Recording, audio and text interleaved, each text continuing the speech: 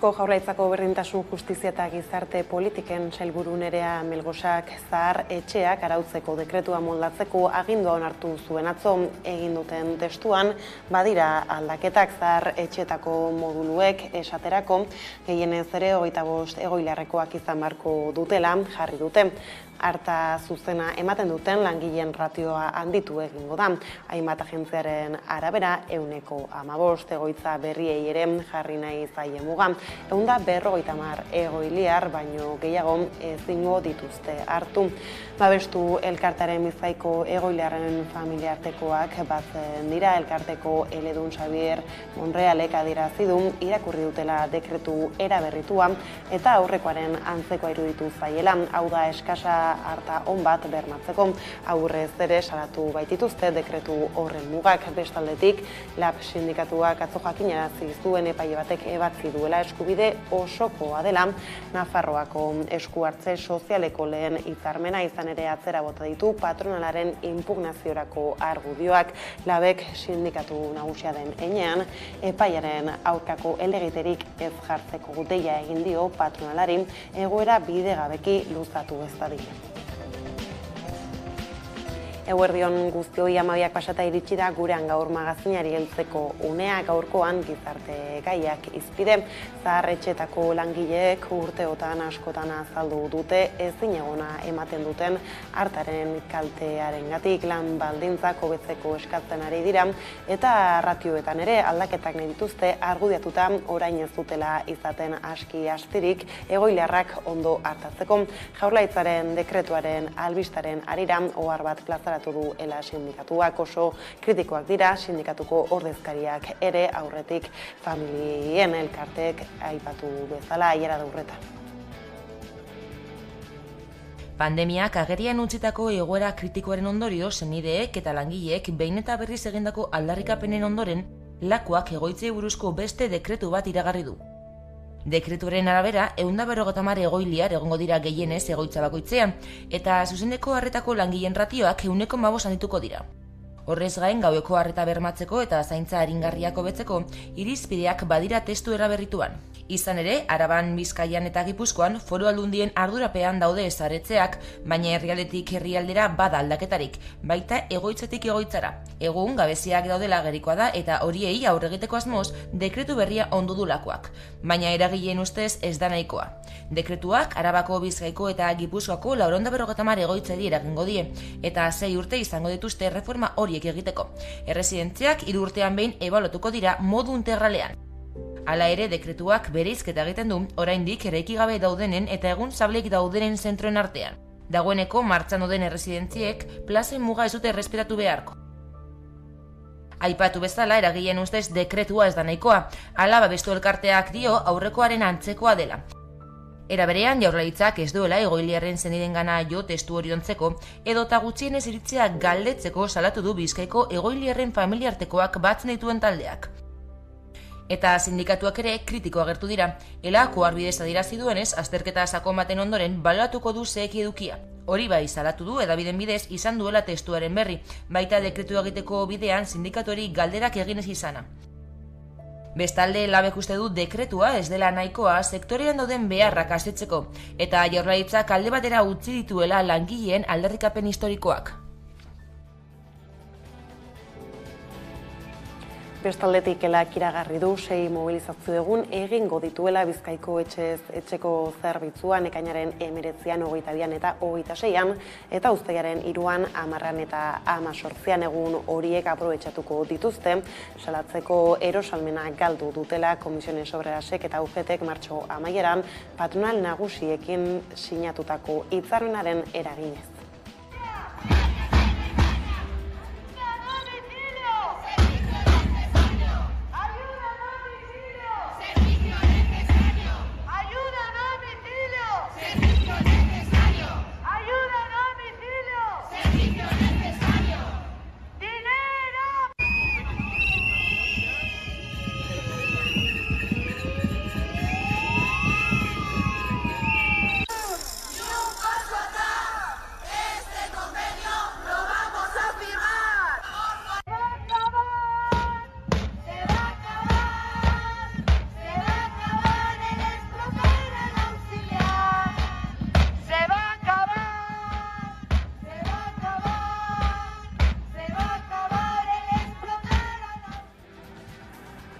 Lan gatazkekin jarraiki Bizkaiko ostalaritzak berriro ere grebara joko du, oraingoan ekainaren 29 eta 30 Frantziako turra Bilbotik abiatuko den egunen bezperan. Lan hitzarmena berritzeak exijitzen dute eta patronalaren blokeoaren aurrean lanuztea egingo dute modu horretan. LALAB, Comisiones Obreras eta UGT sindikatuek deitu dute lanuztera eta gaurkoan langileen ordezkariek agerraldia egin dute Bilbon euren aldarrikapenen eta mobilizazioen berri emateko. Eskatzen dugu batik bat esertzea negoziatzen. Patronalari eskaini diogu formula ezberdinak KPIaren helburu hori lortzeko. Eta hala ere ez dago inolako kontraproposamenik. Egun horiek oso garrantzitsuak dira sektorearentzat, turra datorrelako gure herrialdera, eta espero dugu edo estimatzen da egun horietan hotelen okupazioa erabatekoa izatea. Beraz, hori inziditzea espero dugu eta ebai egungo gara taldeak dauden ekipoetan, hoteletan barkatu. Besteak beste, uste dugu aurreko grebak egiteak balio izan duela, ordura arte honen inguruko albisterik ez zeukana enteratzeko eta hurbiltzeko, galdetzeko eta interesa adierazteko. Beraz bai, espero uste dugu orain posizio hobeago baten gaudela. Ordea Osakidetzak garbiketarako azpikontratatzen dituen beharginek greba mugagabean jarraitzen dute, duela 2 hilabete baino gehiago lanuztea abiatu zuten hitzarmena betetzea eskatzeko. Hau da garbitzaileen lan baldintzak Osakidetzako beharginekin homologatzeko. Aiara Daurreta. Osakidetzak garbiketarako azpikontratatzen dituen beharginek greba mugagabean jarraitzen dute. Duela 2 hilabete baino gehiago lanuztea abiatu zuten hitzarmena betetzea eskatzeko. Hau da, euren baldintzak Osakidetzako lan baldintzekin homologatzeko. Lan baldintzak Osakidetzako langileekin homologatzea helburu duten ituna lortu nahi dute. Izan ere, salatzen dutenez, baldintza horiek adostu zituzten sindikatuek enpresarekin eta Osakidetzarekin. Baina orain Osakidetzako zuzendaritza homologazio printzipio hori hausten ari dela diote. Bien bitartean, Osakidetzaren hitzetan ez dagokio berari berea ez den pertsonalaren lan baldintzak negoziatzea. Eta adierazpen horien aurrean, langileek kritikatzen dutenez, Osakidetzako zuzendaritzak ez di erantzunik ematen, beste alde batera begiratzen du, eskuak garbitzen ditu eta langilei ez die jaramonik egiten. Sindikatuek azaltzen dutenez, langileak enpresek kontratatu arren, Osakidetzak du ardura hitzarmena betetzen dela bermatzeko, berak ere adostu zuelako hasierako dokumentu hori. Osakidetza aipatu dugula, mahai sektorialaren bilera bat deitu dugu honetan Osakidetzak sindikatuekin. Helburua da azaltzea udan nola antolatuko diren lehen arretako zentroak eta etengabeko arretako guneak. Iazko urritik bileretara joan barik ziren, Satxe, LALAB, Comisiones Obreras eta UGT sindikatuak, baina honetara joan egin dira. Dena den Osakidetzari eskatu diote, bileran euren eskaerak eztabaidatu eta aintzat hartzeko, tartean garapen profesionalaren azken zirriborroa erretiratzeko eta transfusio zentroen auzia bideratzeko.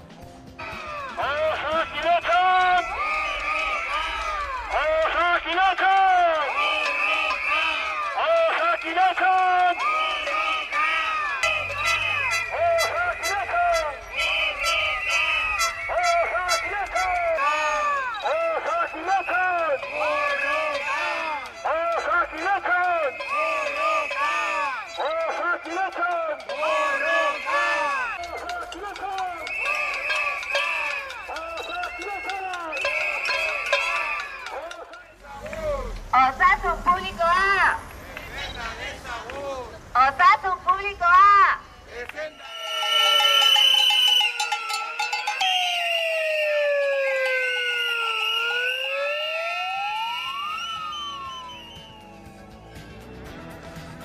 Aldiz Michelineko zuzendaritzak 1.500 euroko paga eta inflazioarekin lotutako soldata igoera eskaini dio lan batzordeari. Zuzendaritzak egingo duen azken proposamena iragarri du honekin batera. Sindikatuek langileekin eztabaidatu eta bozkatu behar dute azken proposamen hau. Hala erabaki dute sindikatuek elak izan ezik behintzat 72 orduko epea dute zuzendaritzarekin lan hitzarmenaren proposamen hori onartzeko edo baztertzeko badi. Astearte honetan Michelineko estatuko lantegi guztien ordezkari sindikalak bildu ziren Burgosen zuzendaritzarekin, Lasarte Oriako sindikatuak izan ezik. Lan hitzarmena negoziatzeko bilera goizeko 11etan hasi zen eta arratsaldeko 8 arte etzen amaitu. Zuzendaritzak 5 proposamen egin ostean, sindikatuek erabaki zuten egindako azkena langileekin eztabaidatzea eta bozkatzea. Azken proposamen horrek 3 hobekuntza dakar. Soldata egoera KPIa lotzea, 1.500 euroko paga lan hitzarmena sinatzeagatik eta team building jardunaldien desagertzea. 72 orduko epea dute langilei proposamena aurkezteko, eztabaidatzeko eta bozkatzeko. Ostiral honetan erantzun bat eman beharko diote zuzendaritzari. Michelin enpresak dioenez, hau da egingo duen azken proposamena. Bestalde, sindikatuek lan hitzarmena onartzen ez badute, ekainerako aurre ikusitako greba egunak aurrera eramango lituzkete. Hau da, ekainaren 19 eta 23an Michelineko lantegi guztiek greba eguna egingo lukete. Gaizlatuta berriz lehortea apur bat hobetu da, baina zerealaren galerak handiak dira Nafarroan. Kaltetutako 40.000 hektareetatik 31.428 nekazaritza asegurua dute. Maiatzaren 2an bildu zen azkenekoz lehortearen maila Nafarroan eta hortuz geroztik han hemenka izan diren ekaitzek eta euriteek apur bat leundu dute lehortearen lorratza. Idorreko laboretan batik bat gari eta garagarruztan kaltea eginda zegoen eta galera handia da. Aldiz, egoera zertxo baita arindu da ureztatzen diren laboretako eremuetan, batez ere ondorengo astetan ura beharko duten barazkiei begira. Nafarroako zekale uztaren puxka handi bat galdu eginda udaberrian ukandugun lehorteagatik. Galerak 40.000 hektariatan izan dira, horietatik 14.000 herriberan, 8.800 erdikaldean eta 7.000 lizarraldean. Herriberan amaitu da egindako lursail guztien peritazioa eta batez besteko gariaren 180 eta garagarraren 175 kaltetu dira. Une honetan, arreta udaberriko eta udako kanpainen egoeran eta bilakaeran jartzen da. Tomatea, kalabazina edo babarrun berdea erraterako. Baina baita, udazken neguko barazkien kanpainan ere. Uztaian eta buztuan landatzen hasten baitira, brokolia, azalorea edo orburuak bertzeak bertze. Finitzeko erran beharra da, azken euriteek nabarmen hobetu dutela bazka eta larre erabilgarritasuna Nafarroako iparraldean. Eta hortaz, bazka kanpaina ona espero da.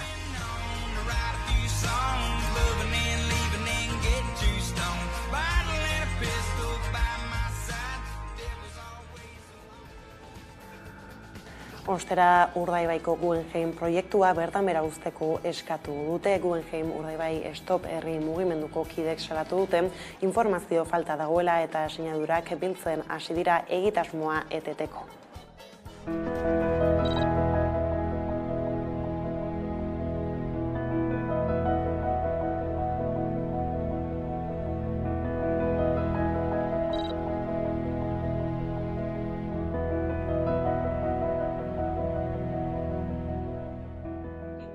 Zertara jokatzen ari den administrazioa, baina administrazioaren gandik ez gabiz inolako erantzun garbirik jasotzen. Inork ez dugu ulertzen olako eremu babestu batean, horren beste babes lege dituenean, ze ez dira bat edo bi. Kontutan eduki behar dugu, mundu mailan, Europa mailan, estatu mailan eta autonomi mailan egunean dauden legeak babesten dutela ingurumen hau.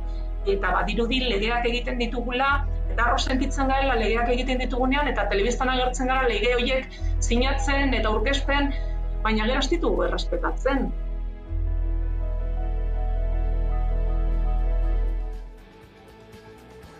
Azpieturez gabiltzala Zaldibarko zabortegiak arrisku larriak ditu eta okerra doa Jaurlaritzak eskatutako txosten geologiko batek agerian utzi du zein egoera kaskarrean dagoen Zaldibarko zabortegiaren orubea. Geologia Geoteknika Larrea SM enpresak egin du txosten teknikoa udaberrian eta ohartarazi du zabortegia ez dagoela batere egonkor, ez da ura estaltzeko lanak egin ostean ere.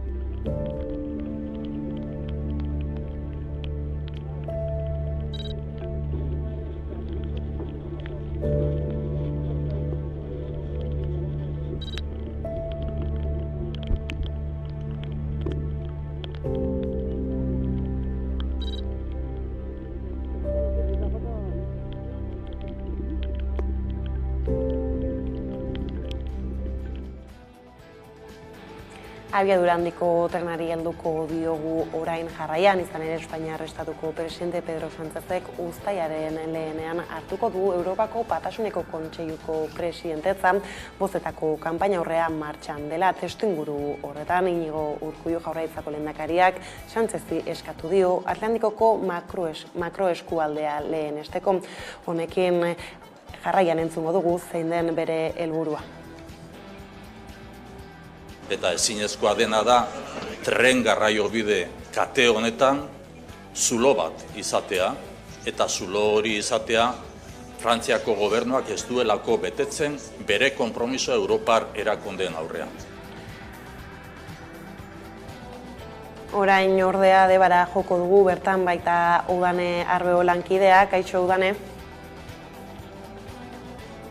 Badirudi arazoak ditugula, beraz aurrera jarraituko dugu. Izan ere Deban aurkitzen da hain justu Europako batzordeak eta Europa Nostra erakundeak Debako zubiaren birgaitzea ingeniaritza zibilaren adibide bikaina delaren erakustaldia, iritzi eta ondararen arloko saria eskaini diota hain zuzen ere irailaren 28an banatuko dituzte sari hauek Venezian, zehazki ondokoa da sarituko dutena.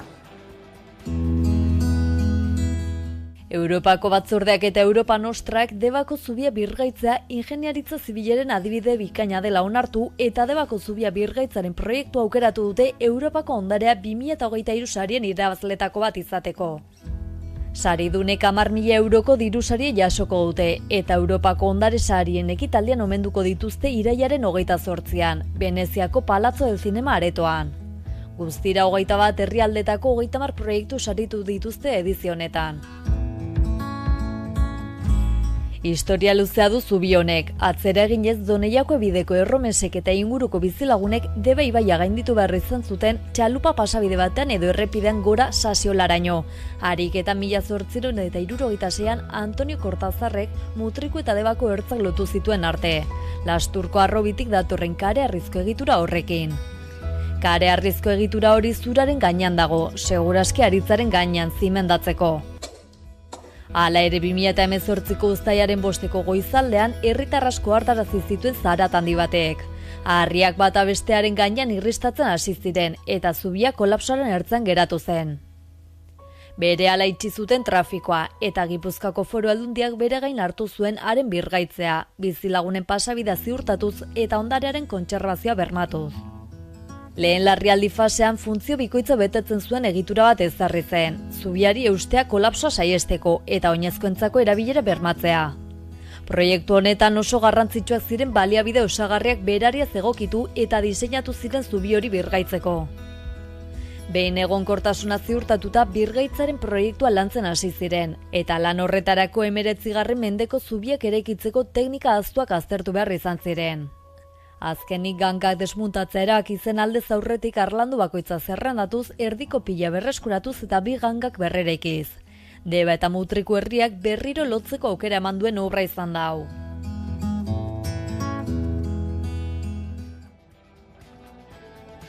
Bestaldetik politika arlora salto maiatzaren 28ko hauteskundeen ondorenei begira, atzo PSN eta Euskal Herria Bildu batzartu egin ziren Nafarroako gobernua osatzeko bilera sortaren barruan. Ateak itxita ordu betez solasean aritu ziren bi taldeak. Aurretik jakina zen alde bien jarreran bilera amaituta ordea parlamentu barruan hitz egindakoaren kontakizun kontrajarriak egin zituzten batzuek eta besteek hedabideen aurrean. Euskal Herria Bildu baikor azaldu zen atzoko bi politikoen arteko lehen kontaktu bat izan zelakoan. PSNek berriz negoziazio bidea itxitzat eman zuen koalizio independentistarekin.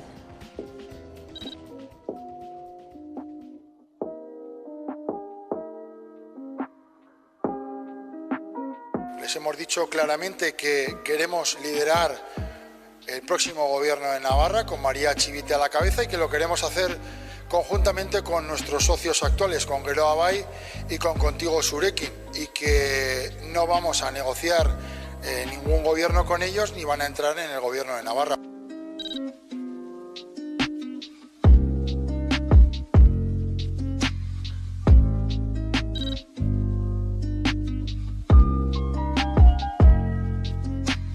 Horregatik, eskuinaren zarataz haratago, hitz egiteko eta adosteko gure prestutasuna berresten dugu gaur ere. Era berean, Txibiteri Nafarroko gobernuaren lidergoa dagokion bezala, PSN lehen indar aurrerakoia delako, Joseba Asironi dagokio Iruñeko udalaren gobernua lideratzea. Eta bukatzeko, guretzat lehentasunezkoak dira edukiak. Herritarren eskubideak eta ongizatea, zerbitzu publikoen defentsa, Nafar guztion ongiaren defentsa, gutxi batzuen privilegioen gainetik. Eta gaiz aldatuta Nafarroatik ere zonifikazioarekin amaitzeko aldarria dakar Nafarroa oinezen abesti berriak. Andra Mari Ikastolak prentsaurrekoan aurkeztu ditu astearte honetan aurtengo Nafarroa oinezen abestia eta bideoklipa, baita San Ferminetako oinez txokorako prestatu duten egitaraua. Nafarroa oinezeko aurtengo hitzordua urriaren 8an izanen da Etxarri Arana zen. Eta dagoeneko aurkeztu dute kanta eta bideoklipa Nafarroa osoan bai lelopean. Joseba Tapiak sortu du musika eta Maialen Arzaiusek egin du letra. Baina Olaia Intziarte, Nerea Arbiti, Maider Ansa, Leire Letu eta Kristina Arantzabe izan dira kantariak. Abestiaren gakoa zonifikazioa salatzea izan da. Mezua garbia da, bai? Nafarroa osoan euskara ofiziala izan nahi dugu. Eta letran ageri den bai eta ez jokoarekin Nafarroaren zonifikazioa eta banaketa salatu nahi dira. Doinu dantzagarriak dira, niretzat oso Joseba Tapia ere da, entzun dut oso atzetik, nahiz eta berak ez abestu, bai arregloak eta bai melodiak sortzeko era oso bereizgarriak dira guretzat. Egia da, entzun duzula bitan eta sartzen zaizula barruraino eta nahiz eta ez gogoratu letra osoaz, estribilloa oso joko polita iruditzen zait eta hori iruditzen zait kristana bestia. Bideokliparekin batera San Ferminetako oinez txokoare aurkeztu dute. Takonerako arnasgunean. Jatekoa, edatekoa, merchandisina eta noski izanen diren kontzertuak ere iragarri dituzte. Horien artean Brigade Loko, Sofokaus, Nafarroa 1512, Onkixin, Ixaxakara, DJ Bull edo Baietz taldeak izango dira. Aurtengo hitzordua beraz, urriaren 8an Etxarri Aranatzen.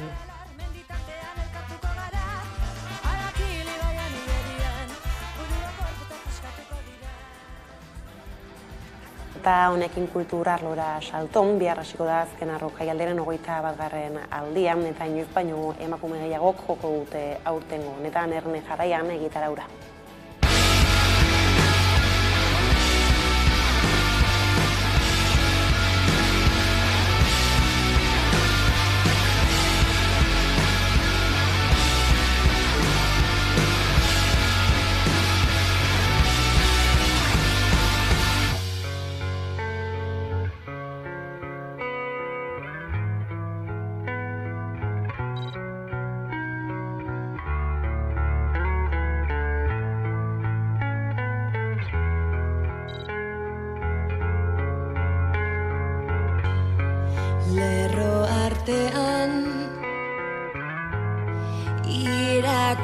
gelditzen dena, ez da bai da esan gabe. Gelditzen dena, zer da gabezi, hori ezpada dena, ez dudana zidatzi dut nire. Eta horrela iritsi da gurean gaur magazinaren lehen atalaren bukaeran, eguneko elkarrizketa nagusiari bide emateko gaurkoan hezkuntza legea izango dugu hizpide, beraz ez zaitezte urruti joan, laster baikara bueltan.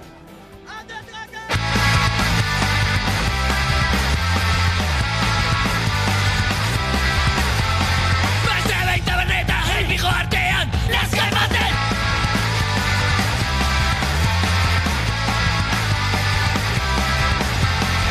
Kaixo, agua, tutai konnichiwa!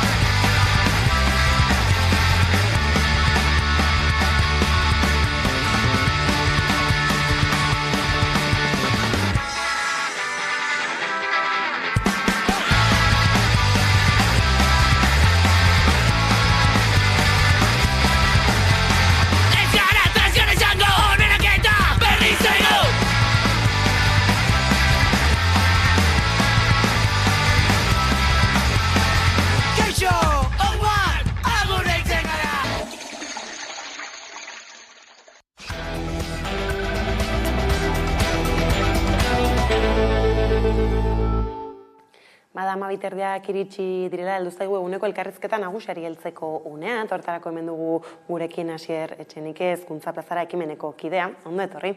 Ondo, eskerrik asko. Eta horixe ez, gaurko honetan hezkuntza legea bera izango dugu hizpide.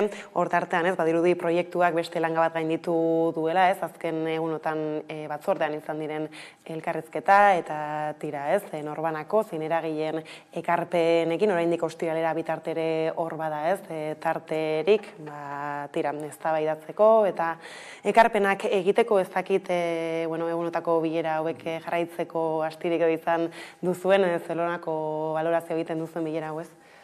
Bai, egia esan, zaila da, ez, guztiari jarraipena egitea, izan ere, pare bat ibastez luzatu da, eta batzorde horretatik aditu asko, eragile asko pasa gara, eta, ekarpen potente askorekin, ez, eta oso interesgarriak ere, horietako askok, beste batzuk, nolabait, hasieratik esan daiteke ere, kontrako jarrera batean kokatu dira, baina esango nuke hori, berez badaudela, elementu potenteak, ekarpen potenteak, eta orain nolabait orain arteko prozesua, jarraipena egin diogunok, ikusi ditugula, hainbat gora bera, momentu batzuetan adostasun gehiagorekin, beste batzuetan adostasun gutxiagorekin, baina oraindik ere, prozesu hori ez dela amaitu, eta orain mahai gainean jarri diren ekarpen guzti horiekin, nolabait,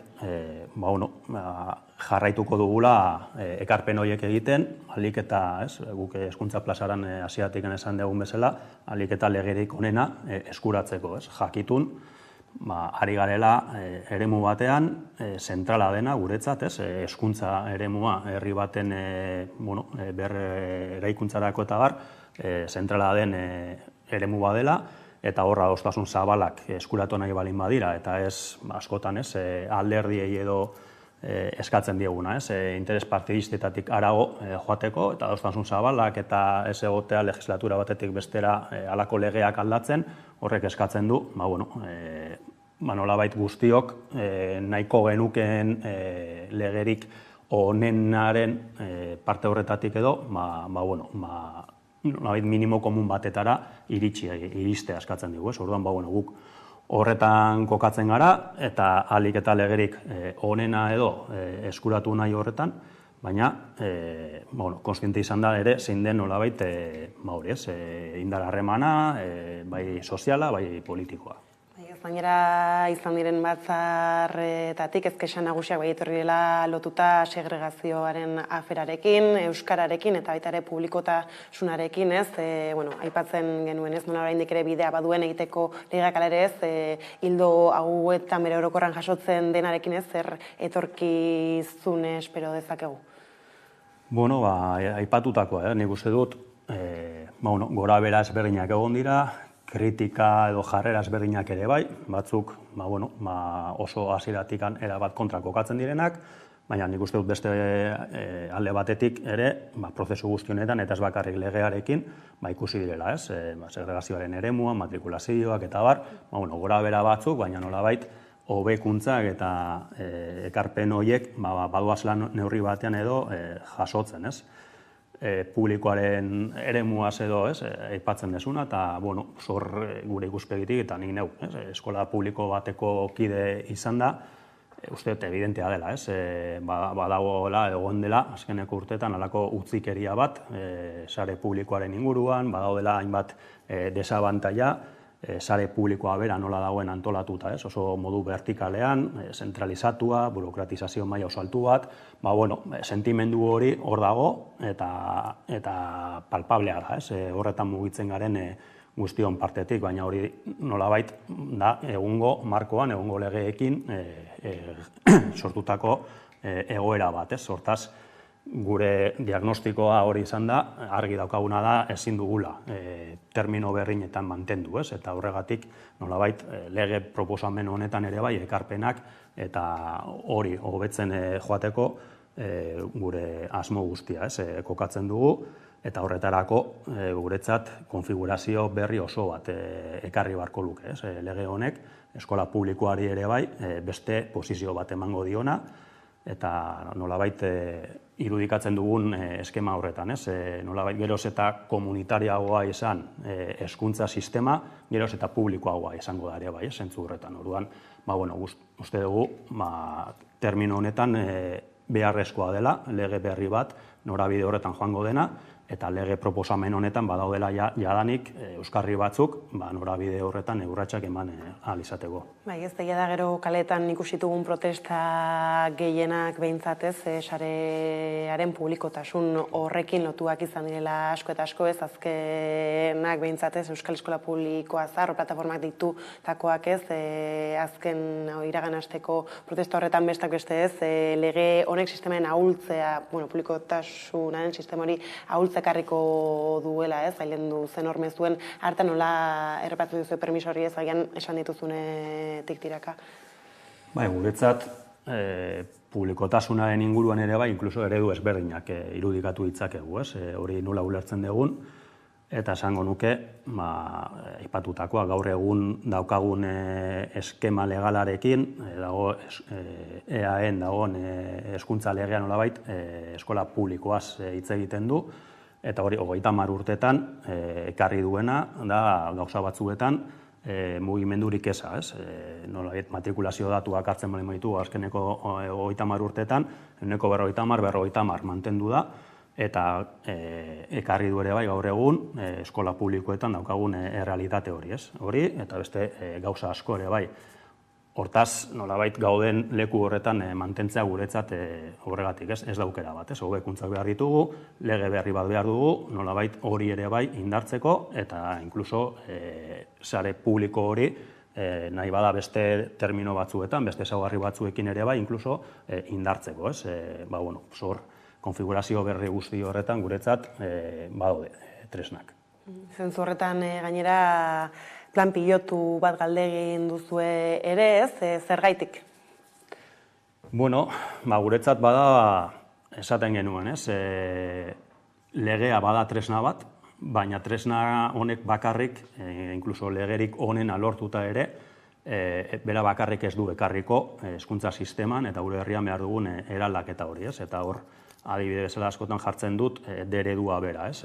Gaur egungo sisteman, 3 hizkuntza ereduen arabera dago nolabait arautua, baina gailendu egin dena da D-eredua, ez? Baina D-eredua gailendu da, ez legeak horrela esaten zuelako edo gobernuaren hezkuntza politikak horretara bultzatu delako, baizik eta euskalgintza eta herrigintzan, hezkuntzagintzan ibili diren sektoreak, gurasoak, irakasleak eta bar, horretara bultzatu dutelako, baina realitatea beste bat izan ziteken ere bai, ez? Izan ziteken eredua indartu izana 30 urte hauetan. Hortaz, kasu honetan ere bai, gure ustez, legeak oinarri minimo bat jarri behar du, baina gero ezinbestean, gure ikuspegitik, bai hizkuntza gutxituagaren aldetik, bai herri bezala, termino nahi balin bada hori, eskumenen ikuspegitik eta bar, ditugun aukerekin, ezinbestekoa da, impulso sozial hori eta administrazio publikoaren aldetik ere bai erantzukizuna, aurrera urratsak ematen jarraitzeko. Eta horretarako, aipatzen genuen, pilotaje horiek guretzat bada urratsak ematen hasteko tresna bat, zergatik legeak ez duelako errealitatea aldatuko egun batetik bestera, eta ez du nolabait magia eragingo, ez? Hor, martxan jarri beharko dira tresna berri horiek, eta horrek eskatzen duena da, baliabideak jartzea, administraziotik ere jarraipena egitea pilotaje horiei, ebaluazioa egitea, eta nolabait hortik ere irakaspenak ateratzea hezkuntza sistema guztiarentzat. Orain arte, bereziki, neurri horretan ere bai, hezkuntza publikoaz, hezkuntza publikoaren barruan bereziki eraginda, euskalduntzean edo nolako elementuetan, baina lege berriarekin nolabait hezkuntza sistema osora hasiko gara interpelatzen, eta horretan, eta bereziki euskalduntzearen eremuan erronka oso potenteak dauzkagu. Hortaz, irakaspen horiek eta pilotaje horiek hezkuntza sistema osora zabaltzea ere erronka bada, eta orduan hor urratsak ematen hastea gaurdanik ezinbestekoa da. Izan ere aurrera begira hizkuntzarekin lotuta zeintzu dira erronka nagusiak eta nola heldu altzaie pilotaje horretan ardatz ezberdinak markatzen zenituzten garrantzizkoenak behintzat, hor bai hizkuntza proiektuak aipatzen zenituzten. Bai, hor guretzat bi maila edo egon daitezke, ez? Batetik ikastetxeetan diseinatu eta garatu beharreko hizkuntza proiektuak, eta hor nolabait bada ikastetxeen ardura parte bat, baina ez bakarrik, ez? Hezkuntza sailak ere bai, horren garapenean, laguntzan, baliabideetan eta bar, erantzukidetasun partekatua badago, eta hori guztia bada momentu honetan, eta lege honen logikan edo esango nuke, hezkuntza sistema osora parte zabaltzen den politika bat, ez? Eta hori guretzat ja bada salto bat, ez? Orain arte ezagutu dugun errealitate horretatik.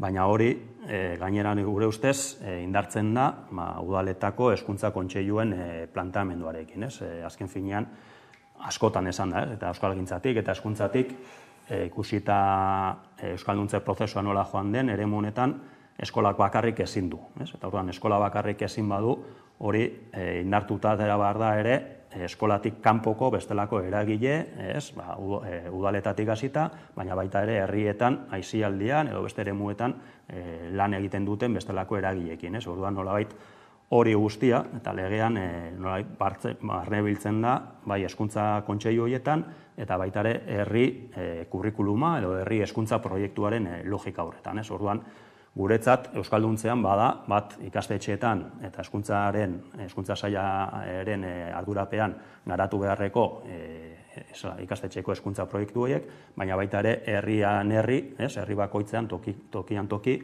garatu beharreko herri kurrikulum edo herri hezkuntza proiektu horiekin. Izan ere, egin batean, lege proiektua bai barne biltzen duela aukera, udalerrietan, dauden eskola ezberdinen arteko batzordeak eratzarenak, aipatzen zenuen, alde batetik horrek hizkuntza proiektuekin lotua duen garrantzia, baina hala ere importantzia badu beste ildo batzuetan eragiteko. Bai, esango nuke ez dela ikastetxen arteko elkargune bat, ez dela herri batean hezkuntzaren eremuan, formala eta ez formala, eta euskalduntzaren eremuan eta bar, ardurak dituzten guztien topagune bat, ez? Eta nolabait, ikuspegi sistemiko eta integral batetik, eremu horri nola eragin pentsatzeko eta politikak hartzeko eremu bat, ez? Eta horregatik aipatzen genuen, bai izan daiteke segregazioaren gaiari heltzeko, euskalduntzearen gaiari heltzeko, aisialdi o berdintasunaren eremuaren gaiari edo heltzeko, hor eragile eta interes ezberdinak guztion artean lanketa, herri ikuspegi batetik lanketa bat egiteko, ikuspegi bateratu bat ateratzeko, eta hortaz modurik, gure ustez, askoz modu eraginkorrago batean eremu horietan urratsak emateko. Gero bestaldetik aipatzen zenuen tarteka euskal kurrikuluma berritzeko behar hori, kasu horretan zein dugu egoera gaur egun? Bueno, kurrikulumaren gaian, hor, adituekin eta auki ditugun elkarrezketetan eta bar, badaude ere ikuspegi ezberdinak, kurrikuluma bera gaur egun nola ulertzen den, edo 2006an diseinatu zenean nolabait eskuartean eragile ezberdinek eta bar garatu zuten euskal kurrikulumura, hor aldaketak egon dira, hori ulertzeko moduan, baina argi daukagu nolabait kurrikulum hori Euskal Herrian kokatua egon behar duela, euskal kultura ardatz izan behar duela, eta abia puntua hemen izan behar duela. Gero mundura zabalduta, baina nolabait hemengo errealitatetik eta hemengo inkluso aniztasunetik ere bai erantzunak eman behar dituenak. Hortaz, hor, gure ustez, badaude elementu asko eta kasu honetan EAEko lege batetaz ari gara, baina hori gainditu beharko lukeen plantamendu bat izan beharko luke, euskal kurrikulum hori, eta horretarako, badaude hor ere bai esperientzia ezberdinak eta dinamika ezberdinak,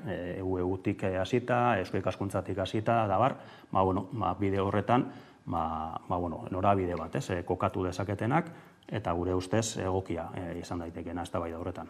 Ondaz ere aritu zineten gainera Martin Ugalde foroan bertan, orain gutxi hor bai euskal kultura eta euskaraz batez ere, zentzu horretan zer ideia nabarmendu ziren, esaten zabiltzanen hildo horretan?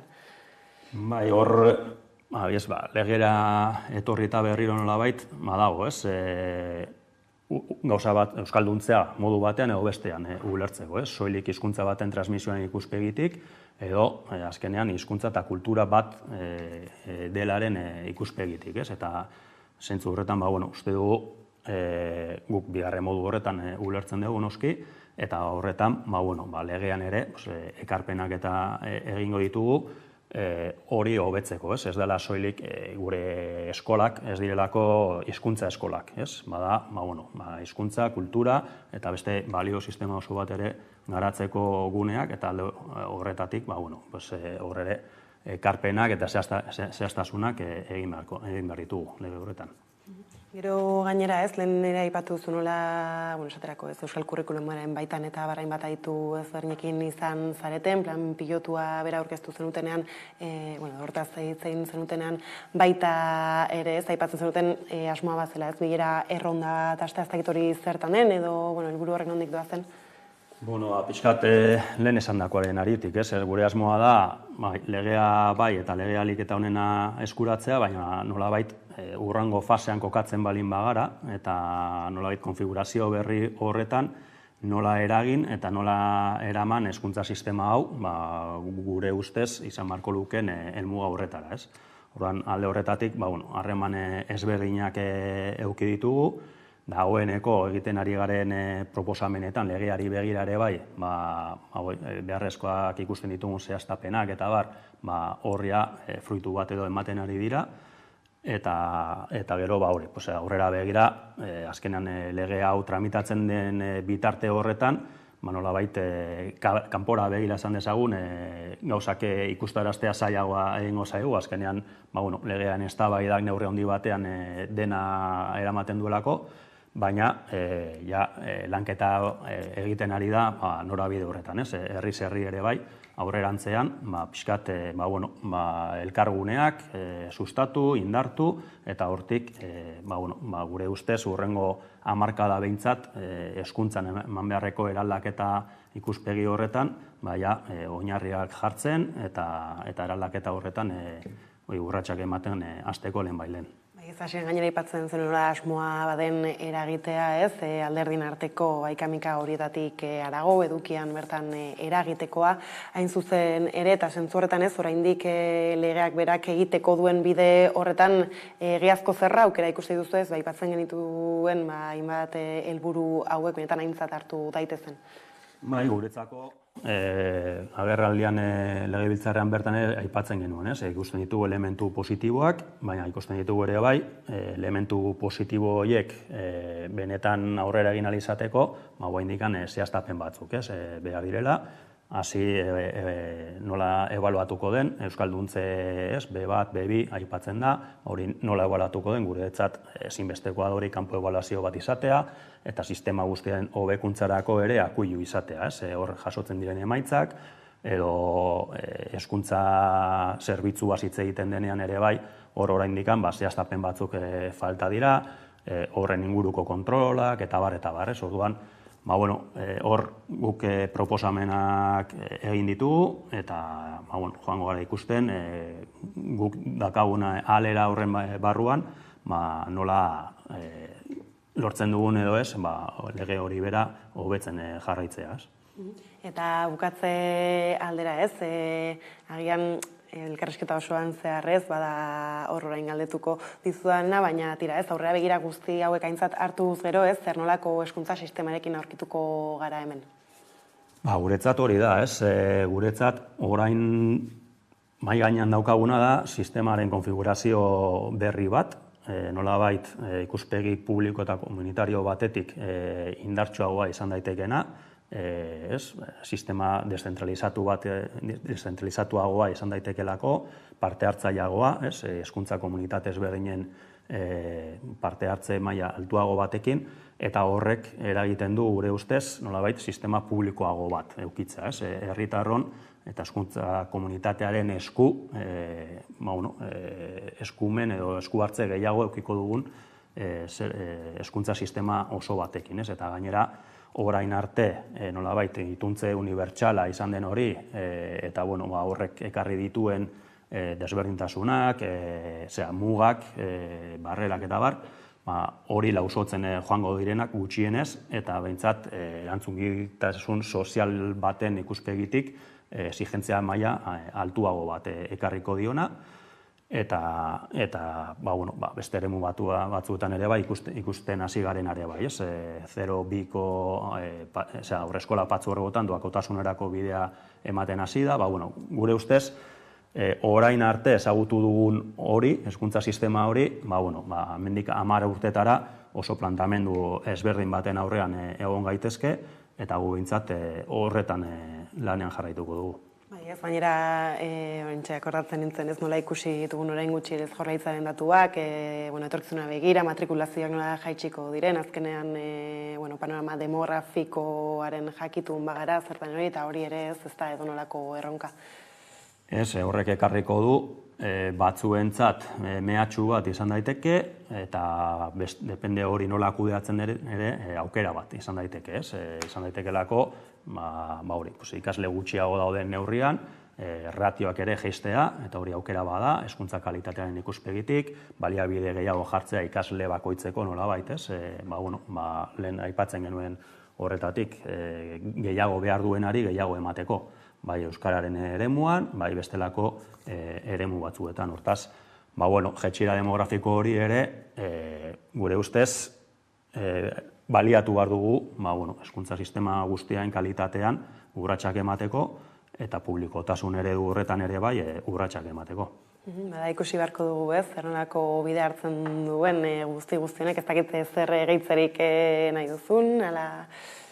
Guretzat esan dakoa, orain dikan nolabait partida irekita dago, orain alderri tokatuko zaie beraien artean, jaso diren ekarpenak eta guzti horrekin negoziaketak egitea, emendakinak egitea eta bar, guk norabide horretan jarraituko dugula aldugun neurrian ere eragiten, eta ikuspegi kritiko batetik, baina uste dugu ikusita gainera panorama, estatuan ere nola dagoen eta zer etorri daiteken, importantea dela ere bai gure tresnak baliatzea beste hezkuntza sistema bat eraikitzen hasteko. Horixo, honekin hemen utzi behar dugu elkarrizketa hasier, mila esker horrekin tartetxo hau hartzearren, hurrengora arte. Eskerrik asko zuei. Eta orain jarrian eguneko solasaldiarekin bueltatuko gara.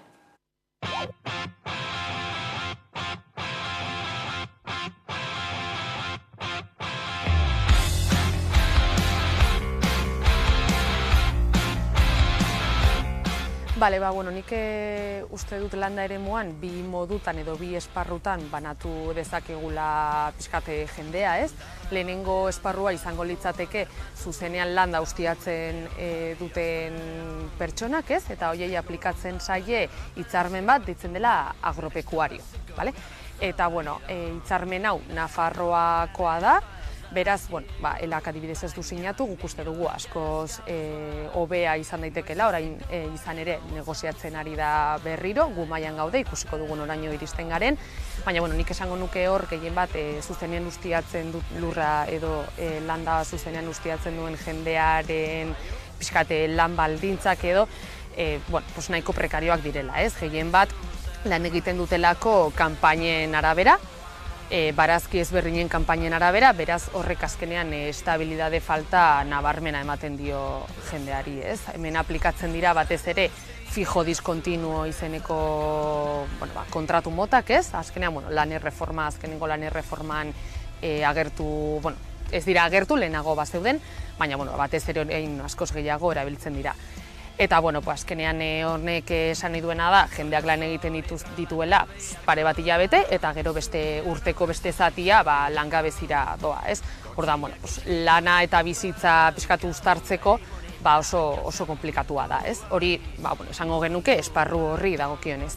Eta gero badago, herriberan, beste kolektibo batez, lan egiten duena, zuzenean produktu horiek eraldatzen, ez? Beste produktu batzu sortzen, ensaladillak edo zuzenean enbasatzen edo, eta hauei aplikatzen zaizkie normalean hitzarmen estatalak, ez? Adibidez, landare kontserbetakoa edo konserbas vegetales.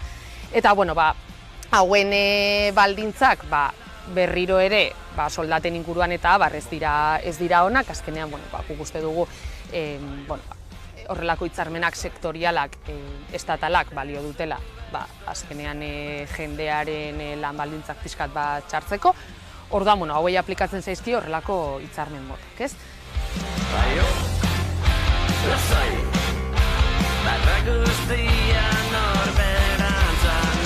Langileak antolatu, aldundu eta borrokarako presa agertu direnean, hobekuntzak nabariak izan direla. Guk ordezkaritza daukagun tokietan, hori gehiagizko lanaldiak amaitu, hitzarmenak finkatutako soldatak kobratu, kategoriak aitortu, eta arestian, Huerta de Peralta enpresan astelenetik ostiraleko lan astea lortu dute, Floret hortikolan malgutasuna mugatu eta arautu egin dugu, eta etenak finko bihurtu ditugu. Azteko ronda derrapezkatu, lesterraziko gara zabaidan. Beste arazo badago eta, uste dut hau behin baino gehiagotan atera dela prentxan eta guk behin baino gehiagotan salatu dugu, dela nahiko nabarmena dela fraudea, ez? Bai kontratazio fraudea, baita ere badago jendea beltzean edo lan egiten duena, ez? Eta hor, nik uste dute administrazioen esku hartzea edo garrantzitsua izan behar dela. Eta momentu honetan, adibidez, lan ikuskaritzari dagokionez, ez dira iristen. Ez dira iristen, ez daukatelako jenderik edo ez daukatelako borondaterik, ez?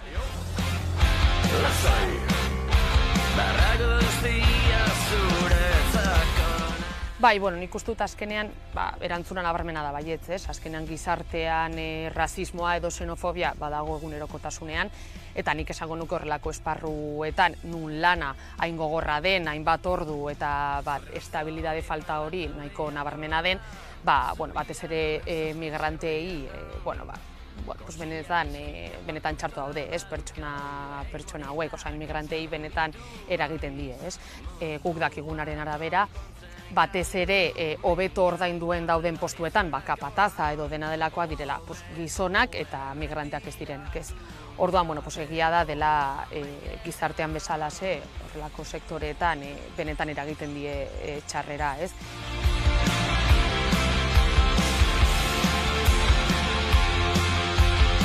Orain negoziazio mailan daben aldarrikapen nagusiak dira lanaldia murriztu eta kontrolatzea, biga enplegua egonkortzea eta finkoetenen kasuan kanpainan zehar etenaldietan edo soldata edo langabezia kobratzen dutela bermatzea. Iga, lizentzietan. Langile gehiengoaren jatorria aintzat hartu behar da. Eta orduan zor koloniala aitortu eta ordaindu behar du. Eta laga, lan osasunaren arloan, estres termikoaren kontrako neurri zehatzak eta garraio segurua. Lasai!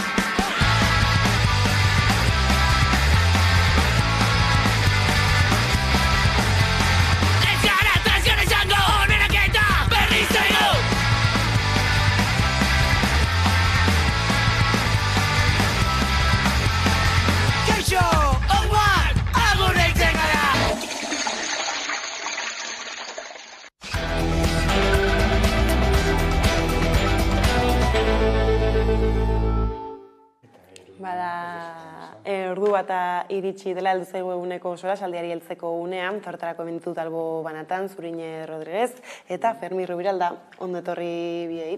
Eta tira ez, gaurko honetan hasiko gara hitz egiten nola zahar etxetako dekretua aldatzeko iragarpena egin duen Eusko Jaurlaritzak, behintzat ez, prentsan ikusi ditugun titularrekin badaukagu bideo bat prestatuta, entzungo dugu eta helduko diogu gaiari.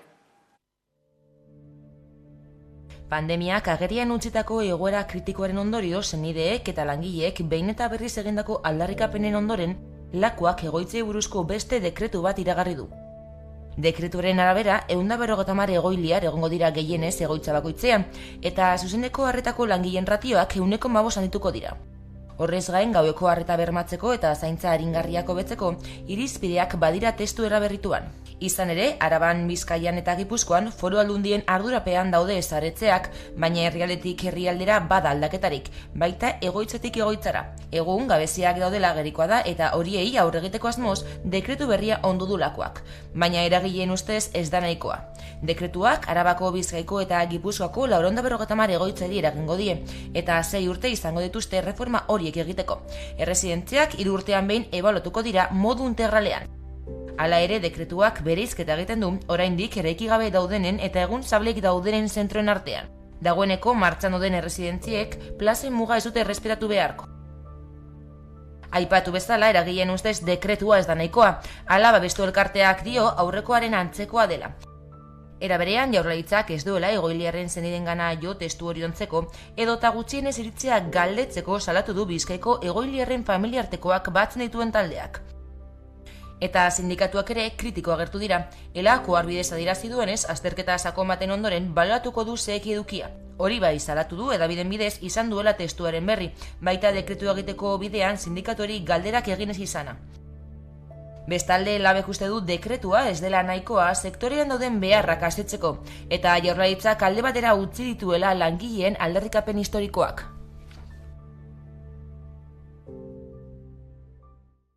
Jaurlaritzaren iragarpenarekin eragile ezberdinen kontrakotasunak azaldu dira, ez? Besteak beste egia da aldaketa nagusiak badirudi daudela eskutik lotuta egoiliarren kopuruekin, ez? Hala ere, bada esan duenik ez ardura nagusia badutena antolakuntzarekin berarekin, ez? Nola antolatzen den eta zein den zahar egoitzen eredua. Bai, nik uste hemen bi gauza dela. Bada dekretu beraren edukia, ez? Da horren aztertu dezakeguna, eta beste bada nola eta noiz etortzen da dekretu hau, ez? Eta lehenengo nik uste heldu behar diogula eta saldu behar dela zen biziki importantia da, ez? Lehenik eta behin, eta hau sindikatuak zalatu dute, prentsaren bitartez enteratu dira hoietako bezero edo langile asko, eta esan dut bezero nahi eta nahi ez, ez dut esan usuario, justuki eredutaz hitz egiteko aukera eukiko dugulako, ez? Eta niretzako hau larria da, ez? Zen erresidentzien kontua biziki importantia da, eta parte hartu beharko zuten behintzat prozesuan implikatuta daren agente guztik, ez? Eta hori da lehenengo eta behin. Bigarrenik dekretua da, eta dekretua eta saldu behar da, ez? Dekretua egiten du gobernuk. Ez du gobernua gehi alderdiko oposizio guztiekin elaboratzen, ez daude emendakinik, ez dago debaterik, ez dago prozesu parlamentario bat, ez? Alegia, gobernuak egiten du, eta gobernuak sinatzen du, bera, ez da berez oso parte hartzailea, ez? Hori hirugarrenik. Laugarrenik, noiz, ze momentuan agertzen da dekretu hau? Noiz eta foru aldundiak, foru aldundu berrik, diputazio berrik eratuko diren momentuan. Ez da kasualidadea, diputazioak dira, eta bideoan oso da saltzen dan, bereziki zaintzak kudeatzen eta kompetentziak dituzten instituzioa, berez, eurei, nik usteet, eurena izango beharko zen lidergoa, ez? Eta hartzen du propaganda modun gobernua, eta orduan mai gainean jartzen digu dekretau badiruela, errezidentzia guztiak regulatuko duna, eta gero diputazioak garatu beharko dute benetako politika instituzional eta publikoak, ez? Hori laugarrenik. Eta bosgarrenik, ze momentun datorbe bai?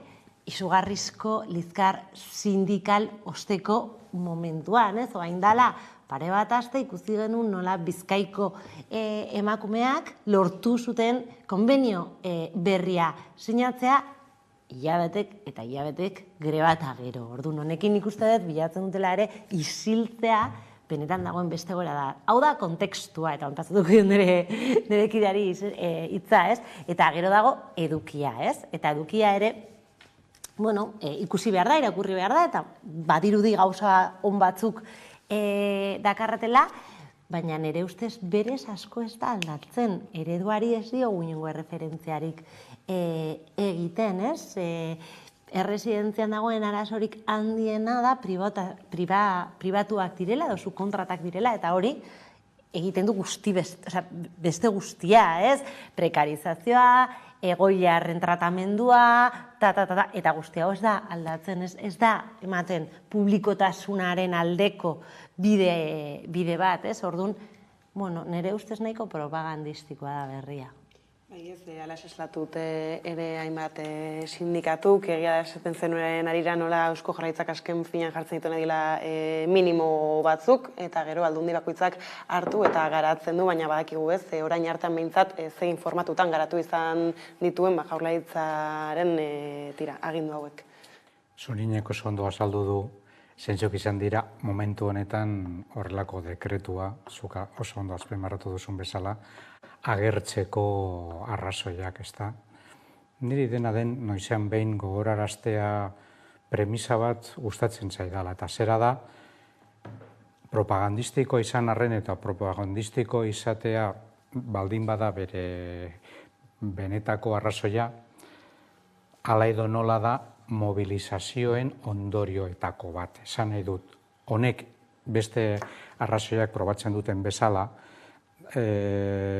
mugitzen garenean edo jendean nolabait kalera ateratzen denean bere fruituak ematen ditu. Esaten denean ez du ezertarako balio, etxean geratu beharko, esan nahi dut, azken finean demokrazia horrela partaidetza sustatzea naiz eta kalean izan, greben bidez izan beharko edo bere fruituak ematen dituela. Eta nik uste dut hori esan beharra dago. Zalantzarik gabe guztiz propagandistikoa da. Ez du kontatu, bideoan agertzen zen moduan, ez sindikatuen iritziarekin, ez da egoiliarren familiakoekin, eta inoiz egiten ez den ez bezala, ez da egoiliarren beraien adostasunarekin edo komentariorekin, ze beraiek hala edo nola, erresidentzietan, nuke esango preso edo bahituta dutela, baina ez dute askatasunez normalean bere azalpenak emoteko, ze hala edo nola bere egoera baldintzatuta dagoela. Hori ere kontutan izan behar da, baina izan behar dira nolabait bere egoeraren ardura nagusiak izan behar zuten, azken finan beraiek jasotzen dute, eta hor dauden gehienak kapasak dira azaltzeko, esan nahi dut, ematen du hor, usten ditugunean, patatak bezala direla eta ez dute inolako iritzirik edo ez dutela inolako eskubiderik bere egoerari buruz hitz egiteko, ez da. Baina askotan entzuten dugu gobernantza eredu berriak martxan jarri behar direla, ala ere ez, Jaurlaritzak modu honetan egin izan justo kontrakoa ere bada. Bai, goitik bera ez, eta ez betik gora ez, eta hori da importantea. Neri badaude bi gauza oso esaguratuak iruditu zaizkidanak, eta, usaina ematen didatena benetan propagandistikoa dela, eta da, 6 urte dakate aldaketak egiteko, ez? 6 urteko epe bat aldaketa egiteko niretzako izugarri iruditzen zait, ez? Jakinda, diagnostiko batetik abiatzen garela eta diagnostiko hori mahai gainean jartzen digula, behar batzuk daudela eta aldaketa egiteko premia badagoela eta hortako dakazu 6 urte, ez? Asko iruditzen zait, ez? Hori batetik. Bestetik ere, eta hau iruditzen zait oso esaguratzua, 3 urtetan behin ebaluaketa egingo da. 3 urte igaro behar dira ebaluatzeko erresidentzia baten barruan gertatzen dana. Beraz, 3 urtetan zehar negligentzak egon daitezke eta ez dago ebaluatzeko eta kontrolatzeko modurik, ez? Eta hau oso importantia da, zen egoitza batean dagoena ez dira produktuak, personak dira, ez? Eta bermatu behar dira giza eskubideak eta niretzako kontrolatu behar da oso ondo benetan barruan gauzak ondo egiten ari da. Beraz, 3 urtean behin horrelako ebaloaketak edo inspekzioak egita gutxi iruditzen zait. Eta beste puntu bat ere oso esaguratzua iruditu zaidana, eta da egiten dula sakabanaketa bat egoitza zaharren eta berrien artean, ez? Eta dekretu hau bakarrik eraikitzeko diren berri hortara abiatuta dago, ez? Eta mahai gainean dakagun arazoa da egun ditugun erresidentziak, ez? Nik familiar bat dakat batean lan egiten duna, eta hori da makronegozio bat. Eta bertan dana egiten da Excel baten bitartez, eta egoilar bakoitza ematen ditu etekin batzuk, eta horren arabera, ez? Eta ematen badiote ardoa, ari naiz adibide simpleak ibinez, baina bazkaltzeko ematen badiote ardoa baso bat eta ez bi, eta ez da osasun kontuengatik, osasun kontuengatik bada, oso ondo, eta ez zaio ematen ardona, ematen zaio ardotzarra, ez? Badirudi txotxolokeriak, baina niretzako gauza horiek duintzen du bizitza eta duintasuna merezi dute bertako egoiliarrak, ez? Eta da niretzako larria iruditzen zaidana. Bai, ez izan ere lehentxabore aipatzen genuen tarteka nola publikotasunaz eta kalean dauden aldarri nagusien inguruan ez dakarrela ezer eta bada beharrezkoa, ez? Behintzat, bai sindikatu, kaleko eragile guztiek aipatzen dutenez. Argi dago, errotikan ez dute aldatzen hori kudeatzeko forma eta hori da berez aldarrikatzen den lehenengo gauza. Privatizazioaren bidean hartu beharrean kontrako bidea ezartzea, ez da, hori negozio gutza da.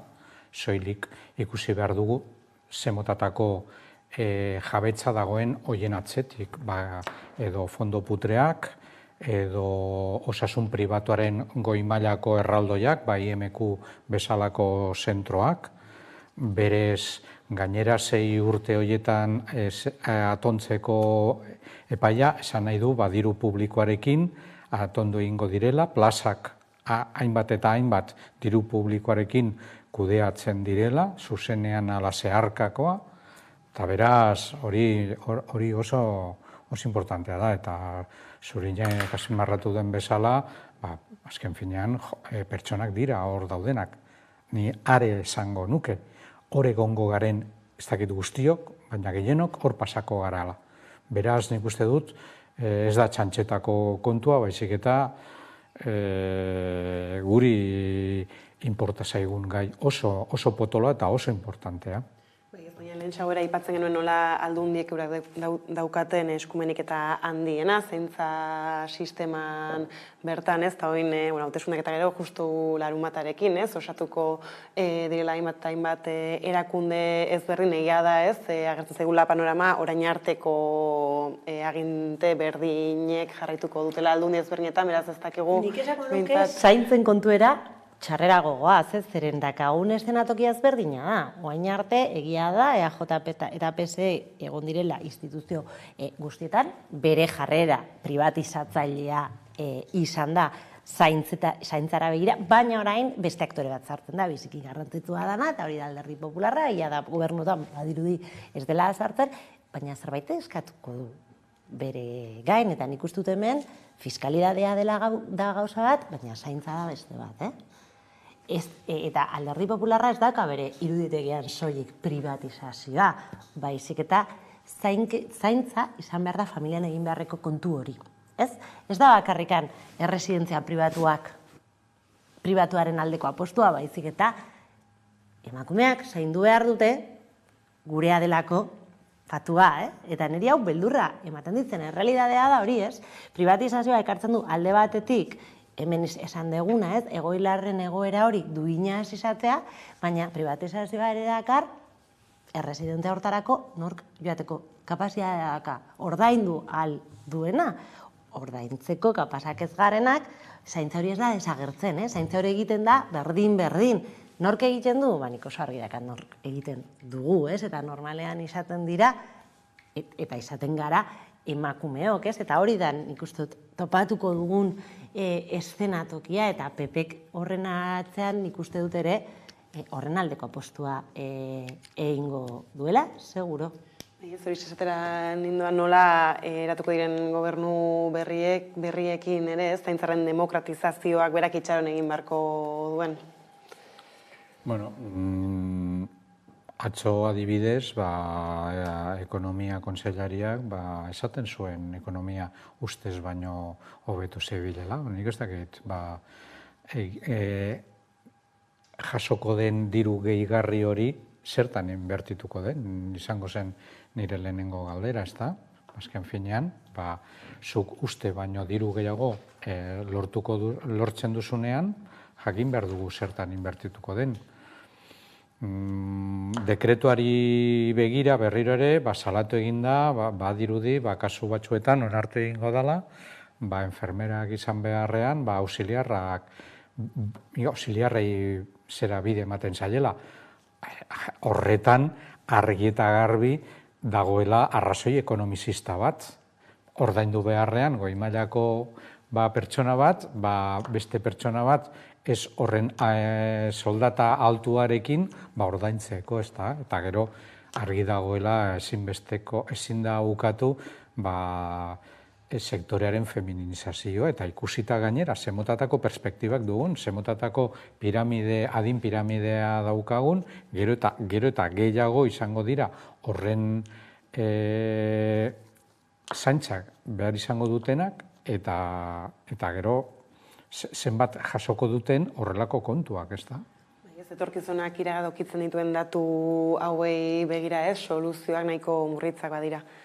Zaintza sistema publiko bat, ez dira murritzak, niretzako da eredu, zenolako erabaki politikoak hartzen dituzu, egia da eta Felixio da saldu du, bagoa zela zaharkitze prozesu bat, hori badakigu gaur, baina genik egin orain dela 20 urte, hau ez da kontu berri, orain dela 20 urte, az genezak prestatzera gure zaintza zerbitzu publikoa, baina ez dugu, hasi. Ez dugu azizen, genikun emakume asko debalde esklabu modun zaintzen, eta gero bitartean enpresa batzuk sortzen. Ari ziren, honen inguruko etekina ateatzeko. Beraz, egiten dugunean marko bat, zeinetan asaltzen dugun, izugarrizko arazoa daukegu, eta noragoa, ez arazoa daukegu, arazoa sortu dugu. Zaintza beti hor egon da, eta beti errealidade hori egon da emai gainean, eta proposamen zehatzak daude, hor badago, eta bai sindikatua egin dute, eta mugimendu feministak proposamen hori egin du, zaintza sistema publikoa hortako, ez dakit, ez egin atzetea, eta diru hori eraman zaintzari, edo ez finantziatu eskola kontzertatuak, finantziatu zaintza sistema publikoa, egin daiteke, beste gauza bat nahia dagoen, desira dagoen edo ez dagoen, eta hortze dago niretzako klabea eta gakoa. Oso erreza da, pentsatzea zergatik zaintza publikoa bestea baino hobeagoa dela. Hau sortzeko edo pribatuaren arteko diferentzia da jabetza pribatuaren zatia. 15%, 20% hori da inbertitzea hor benetan behar dutenen zera horretan, edo poltsikoratzea pertsona batzuen zera, hori da diferentzia. Eta normalean ez beti, zaintza publikoan ratioak askoz txikiagoak dira, beraz hobeto tratatuagoak dira, ze besteetan ratioak askoz txikiagoa da. Eta nik ezagutu dudan gauzak, adibidez, denbora ez izatea, hautsak entzeko, ze minuturo ratioak zera gehitzen direlako horri esker, eta horrelako gauzak gertatzen dira, zera eramaten denean kudeak eta pribatu baten. Eta eskerrak, eta hau importantia esatea, nik uste eta pandemian ikusi genuen, errezintza pribatutan dauden langileak izugarrizko lana eta lan humanoa egiten dute, nik ezagutzen dut ondo bertan lan egiten duten batzuk askotan bere ordutegitik haratago geratzen dira trato izugarrizko humanoa ditu, eta horregatik ez da eklosionatu.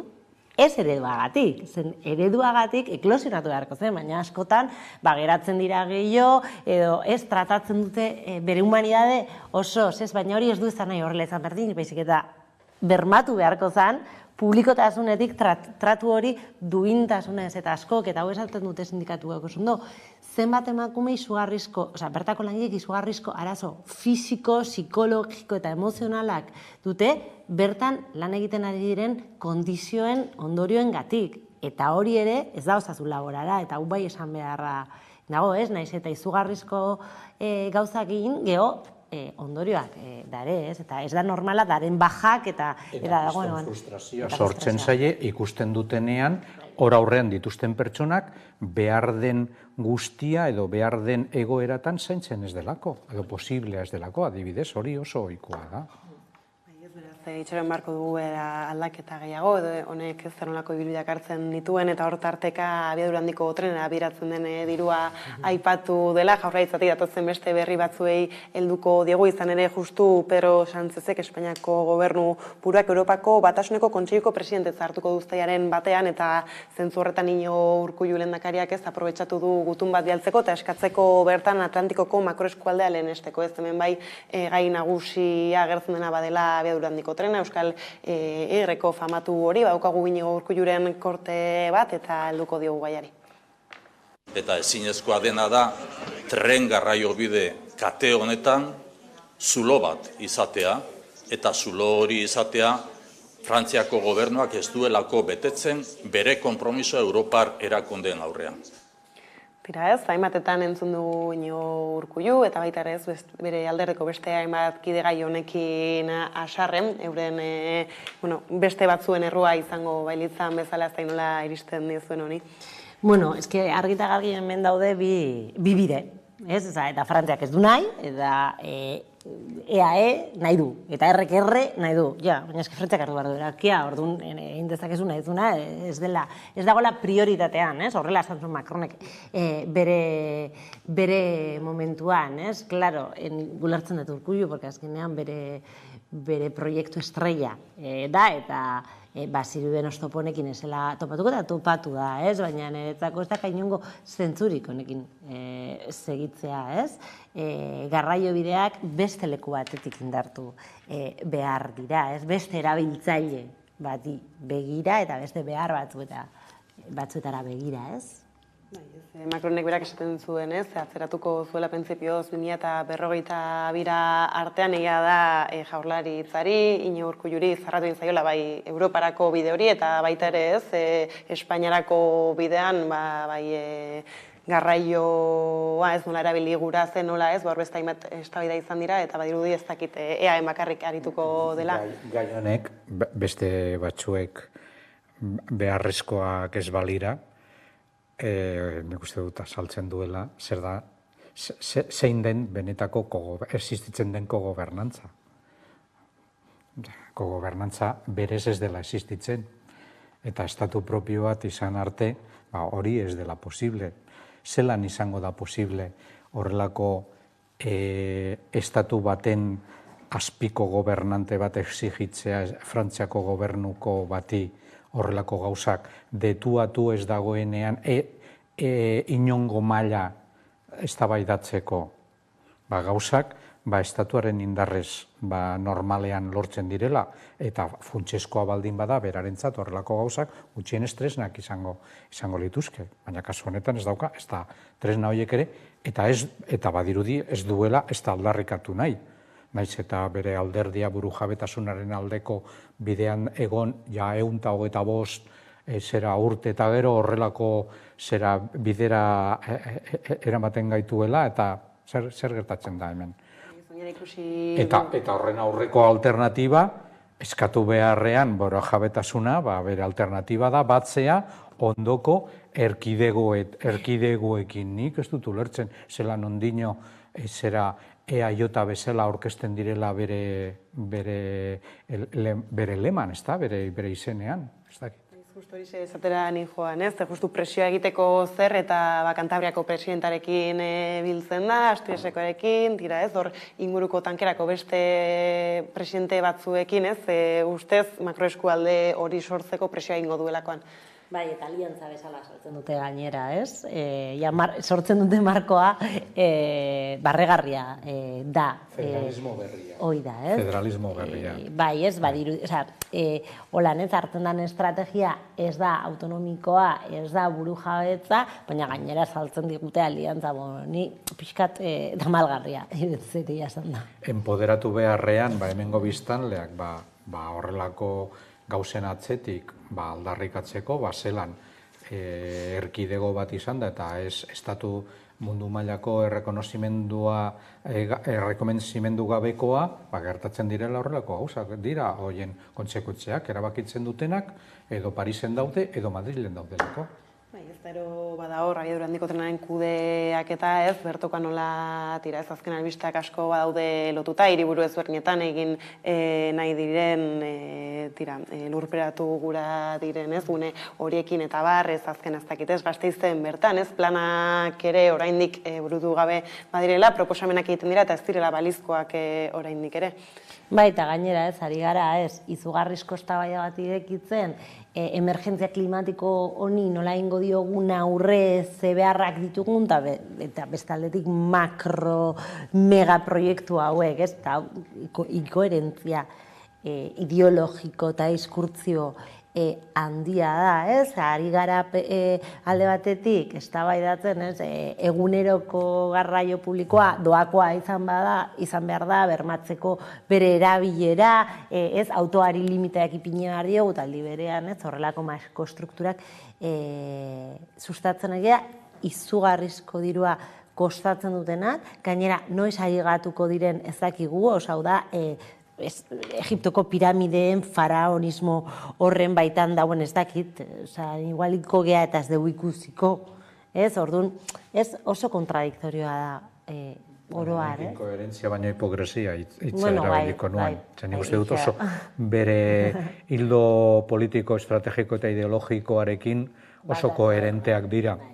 Hori da arazoa da, ze gauza batzuk ezin dira aurrera eraman, eta bide horretan jarraitzen badugu, aldaketa klimatikoak eramango gaitu, desagertzera mundu honetan, zuzenean. Eta hori ez da, ez dakit, zientzia fikzion edo horrelako kontuak aipatzea, baizik eta benetan gerta daitekena.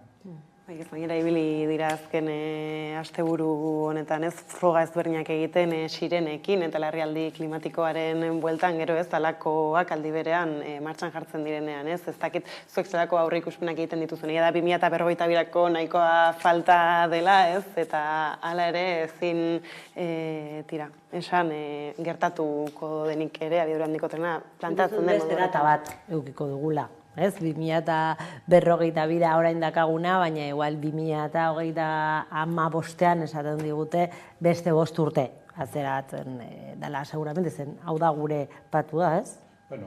Bitartean tren geltokiak egingo dituzte, eta hori da azken finean importanteena, ez da? Zelan lortu adibidez bilen, ez dakitzen bat metro kuadro kriston eraikuntzak egiteko. Inaugurazio horien zain geratuko gara. Justo urrengo ez dakize motatako teskundeen atarian, ez da? Eta makro azpiegiturez, makro jaialdietara edo begira ez, Bilbora gatoz bueltan izan ere, badugu aurki turra eta turraren bueltan ez, hainbat eta hainbat gatazka badabiltza pizten eta tarte horretan badaude ez, beste hainbeste piztuta badaudenak, eta hor badabat ostalariena eurena ez da, ostalarien borroka justu baturraren atairako 29an eta 30an grebarako deia egin dute, badugu Janire Ornes kameraren beste aldean, elako ostalaritzako arduraduna, kaixo ondo etorri gurera. Kaixo, egunon. Egunon tira ez, borrokan badaran mazazue hainbat eta hainbat denbora, ala ere ez, beste indar bat jarri duzu eturraren atarirako, agian hasteko konta iguzu Janire ez, zerrekarriko duen turrak zuen sektorera? Ikusten ari gara ja dagoeneko zer ekarriko duen turronek langileen lan baldintzetan, ez? Sektorean egunero bizi dugun prekaritatea elevado a la máxima potencia esaten delakoa, ez? seguruenik bizitugula lanaldien lusatzeak kontraturik gabeko langileak lan egiten, ez dagokien kategoria batekin, gainera, egutegien aldaketak, justo gaur goizean egon gara prentzaurrekoan eta langile bat hurbildu da esanez, ja enpresak egun horietarako konbendatu diola egutegiaren aldaketa ja izango duela, ez? Orduan, bueno, egunerokoan bizitzen duguna, egun horietan kontzentratuta eta hori, handituta. Bai, ez gainera, badaramazue hainbat eta hainbat denbora hitzarmena ezin berritu, ez da hor sortzen diren blokeoak tarteko zer suposatzen du, ez, halako testu inguruan, eta duzuen rekorridoarekin hitzarmena oraindik ere berrituta ez egotea. Bueno, negoziazioaren atzeratzeak bizituguren egoera gainera kontuan izanik ez dakar inolako ondorio honik langileen lan baldintzetan, ez?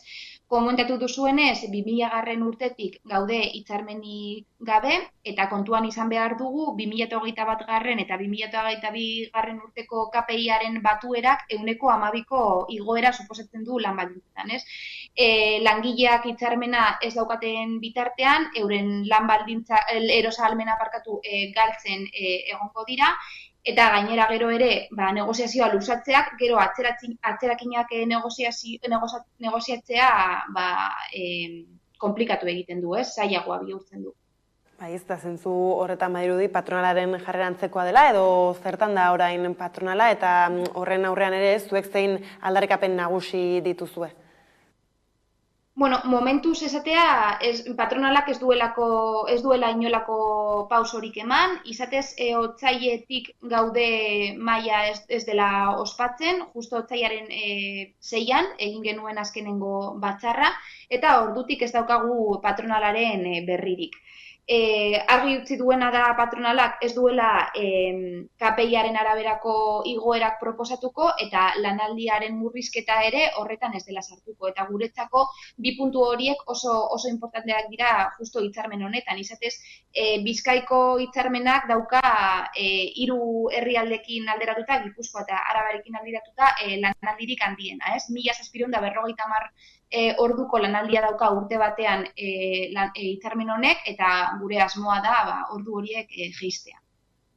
Era egia da justu ostalaritzaren sektoreak eta hitzarmenak berak azpi sektoreak ere barnebiltzen dituela, ez nolabait esate arrenez, kasu honetan nolako bilakaera izan da azken urteetan?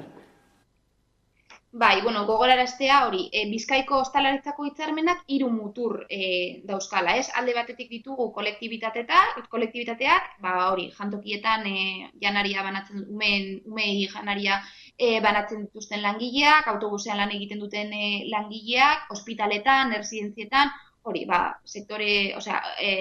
sektore hau eukiko genuke, gero ere daude hoteletan lan egiten duten langileak, eta azkenik tabernetan lan egiten duten langileak. Urte hauetan ikusten ari gara, hori prekarizazioa gehitzen ari dela, justo hori komentatzen ari ginen, ez? Hori, gainerako lurraldeekin alderatuta, justo Bizkaian lanaldirik altuena daukagu, eta horrek prekaritatearen handitzea dakar. Ez, bainera hori orain greba egun berriak iragarri dituzue, ez dakit espero duzuenez, honekin patronalen mugimendurik izatean, gainera orain gutxi ere ez, egin zenuten bestelako lanuzte bat, ez dakit nolako balorazioa egiten duzuen hortaz? Bai, guk egiten dugun balorazio oso positiboa izan da, pentsatzen dugu sektorea aktibatzea lortu dugula, justo hori komentatzen ari nintzen kolektibitateetan jarraipena oso importantea izan zen, ia 20 zentrotan 100% jarraipena lortu genuen, hoteletan ere jarraipena oso importantea izan zen, tabernetan ezain beste, baina horrekin kontuan geneukan, ez? Eta, testu inguru honetan, gure afiliatuek eskatzen digute, hori, mobilizazio hauekin jarraitzea, eta, turra heltzen bada, gu tur honetan mobilizatu egingo gara. Beraz, berri gehiagoren esperoan janire, eta ea ez, baden aukera patronaren mugimenduak eta hitzarmen hori desblokeatzeko, berri gehiagoren zain hemen utzi behar dugu konexioa, eskerrik asko gurekin tarte hau hartzearen eta aurrengora arte. Eskerrik asko zuei. Tira ez, ostalaritza sektore prekarizatua izan da beti ere, zor bada saiakerarik, buelta emateko, baina badirudi ez, egia da gainera, badela saia antolatzeko bere horretan, izan ere ohikoa izaten da, agian gehiago eta tabernetan ere esaten zuen ez, nola azken lanuztek jarripen gitxiago izan duten, izan ere jende asko sartzen da, ez, momentu batez hor lan egiteko, gero uzten du, orduan, tira horrek ere uzten du agerian apur batez, aldaketak egiteko zelako zailtasunak ere gertatzen diren. Bai, zailtasuna dago eta handia da, sektorearen borroka artikulatzeko, bai, hori egia da, eta realitatea da, sektorearen soziologiagatik, baina benetzako garrantzitsuena da justuki beste partia, otsailak 6tik esan du, maila negoziazio maila ez dabiltzen.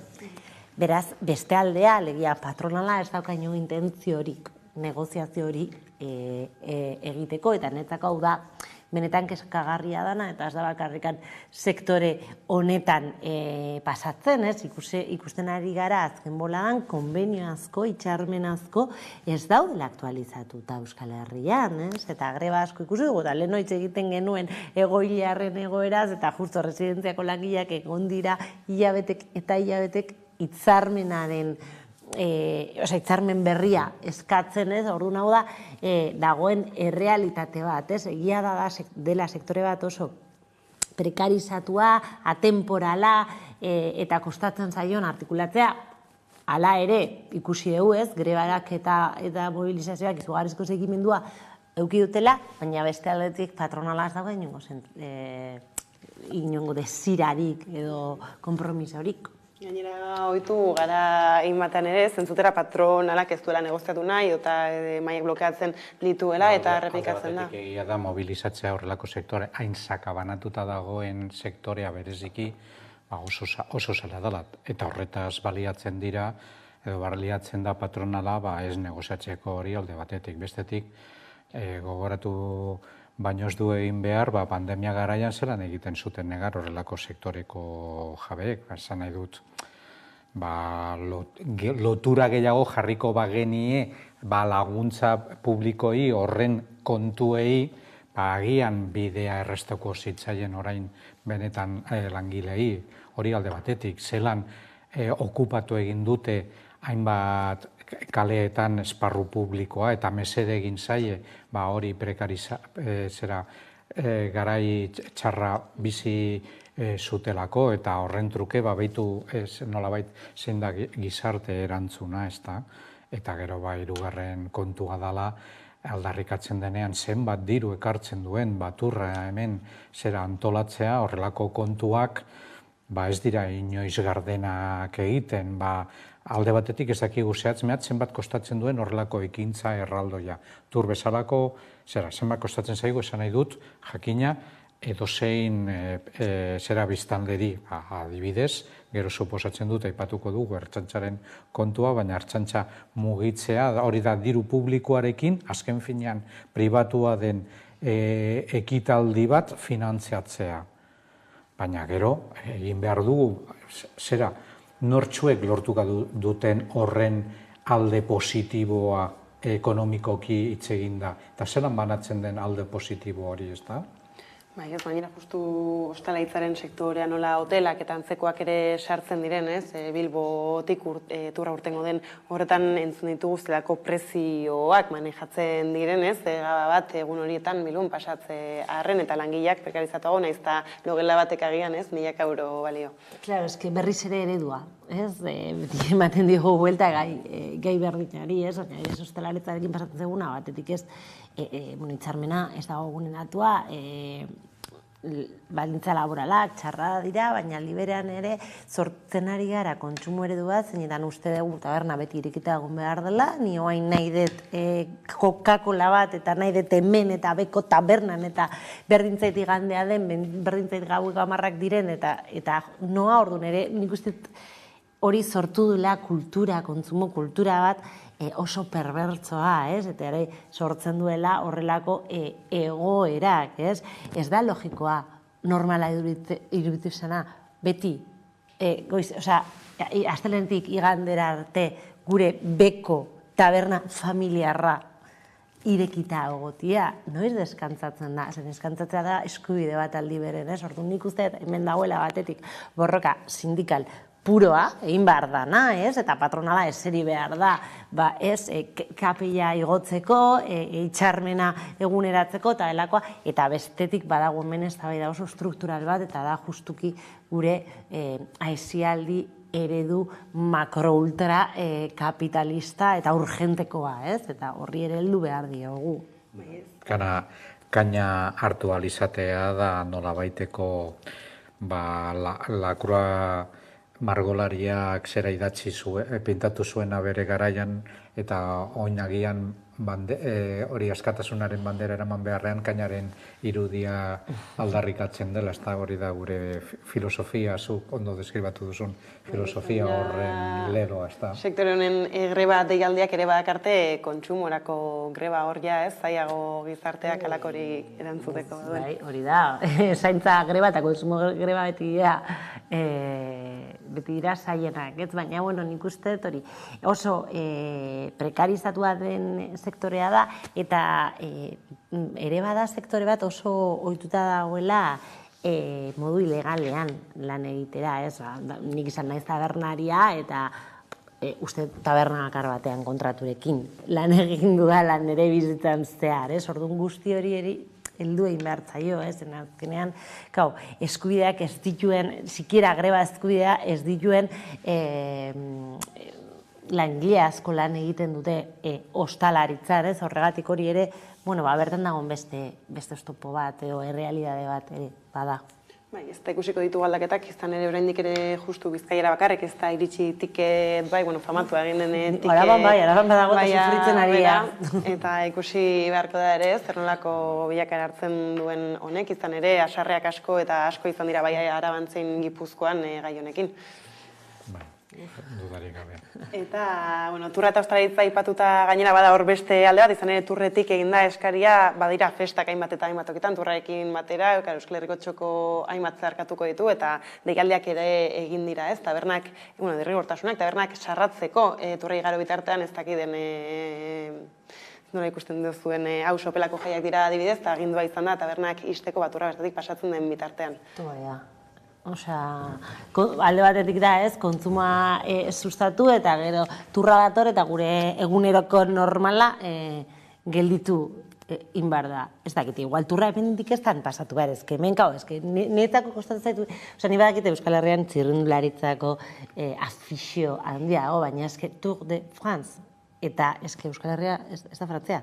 Zagatik pasatzen da, hemendik igualari naiz, galdera simplista batzuk egiten ari ez, baina kostatzen zaitu lertzea zergaitik igaro behar den hemendik, ez? Eta galdera honi erantzuna ematen diet, ez justuki turra pentsatuta dagoelako negozio bat bezala, eta orduan negozio hau, ondo etortzen zaigu, eta orduan guazen negozioa egitea, ez? Baina berez ez da gainongo zentzurik turra Euskal Herritik pasatzea. Oain igual ematen diazu beste argudio bat, eta konbentzitzen nauzue, baina printzipioz Tour de France Euskal Herritik pasatzea, ez dut imaginatzen giroa Euskal Herritik pasatzen, igual pasatu da eta ez naiz enteratu. Bai, aldeko eta kontrakoak, hemen zei iritzi? Egia da, hemen Euskal Herrian txirrindularitzarekin lotura handia dagoela historian zehar, ez da. Eta nik uste dut horretaz horren gantxuarekin egiten dela horren montaiak, ez da. Da gauzapur bat, bienvenido Mr. Marshall bezalakoa pasatzen dana, eta berez fruituak non geratzen dira. Zuk telebistan ikus dezakezuna, izatea zure ondora eta pasatzen denean horrela zuk zera hartzea eta ez izatea horren aukerarik, da mundu... Bide batez, galdera, porque ez dakit da gizonen turra, ez? Emakumen turra ere bada? Nino jakitxarren, pasatzen da ere Euskal Herritik? Hori beste kontu bat da. Egon badago, baina ez da pasako momentuz gutxienez Euskal Herritik.